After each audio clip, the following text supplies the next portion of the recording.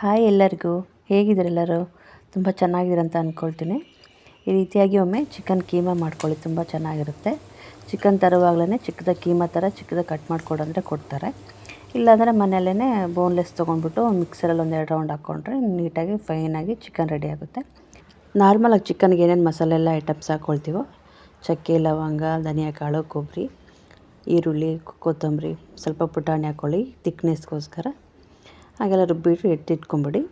ಇನ್ನೊಂದು ಪ್ಯಾನಲ್ಲಿ ಆಯಿಲು ಕಾದಿದೆ, ಈರುಳ್ಳಿ, ಟೊಮೊಟೊ, ಹಸಿಮೆಣ್ಸಿನ್ಕಾಯಿ ಹಾಕ್ಕೊಂಡು ಸ್ವಲ್ಪ ಅಲ್ಲ ಬೆಳ್ಳುಳ್ಳಿ ಪೇಸ್ಟ್ ಹಾಕ್ಕೊಂಡು ಎಲ್ಲ ನೀಟಾಗಿ ಫ್ರೈ ಮಾಡ್ಕೊಳ್ಳಿ.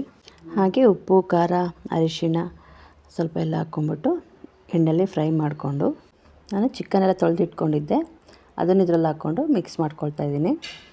ಸ್ವಲ್ಪ ಹಾಗೆ ಕುದಿಯೋಕ್ಕೆ ಬಿಟ್ಬಿಡಿ, ಇದು ಮಾಡಿಬಿಟ್ಟು ಆಮೇಲೆ ಇದನ್ನೆಲ್ಲ ನೀರು ಬಿಟ್ಕೊಂಡು ಬೇಗನೆ ಕುದಿಯುತ್ತೆ ಚಿಕನ್ ಕೀಮಾ, ಚಿಕ್ಕದಾಗಿ ಕಟ್ ಮಾಡಿರೋದ್ರಿಂದ.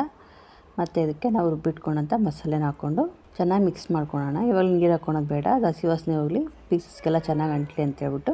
ಇವಾಗ ಚಿಕನ್ನು ಮಸಾಲೆ ಎಲ್ಲ ಚೆನ್ನಾಗಿ ಮಿಕ್ಸ್ ಆಗಿದೆ. ಇವಾಗ ಸ್ವಲ್ಪ ನೀರು ಹಾಕ್ಕೊಳ್ಳೋಣ, ಯಾಕೆಂದರೆ ನಮಗೆ ಕರಿ ಬೇಕಲ್ಲ, ಗ್ರೇವಿ ಥರ ಸ್ವಲ್ಪ ಚಪಾತಿ ಆಗಲಿ ಪರೋಟಾಗಾಗಲಿ. ಹಾಗಾಗಿ ಸ್ವಲ್ಪ ನೀರು ಹಾಕ್ಕೊಳ್ಳೋಣ, ಇಲ್ಲ ಡ್ರೈ ಆಗಿಬಿಡುತ್ತೆ. ಇವಾಗ ಅದನ್ನು ಹಾಕ್ಕೊಂಡು ಸ್ವಲ್ಪ ಒಂದು 5 ನಿಮಿಷ ಕುದಿಸ್ಕೊಂಡ್ಬಿಟ್ರೆ ಇವಾಗ ಚಿಕನ್ ಕೀಮಾ ರೆಡಿಯಾಗಿದೆ. ನಿಮಗೂ ಇಷ್ಟ ಆಗಿದರೆ ನನ್ನ ಚಾನಲ್ ಸಬ್ಸ್ಕ್ರೈಬ್ ಮಾಡ್ಕೊಳ್ಳಿ.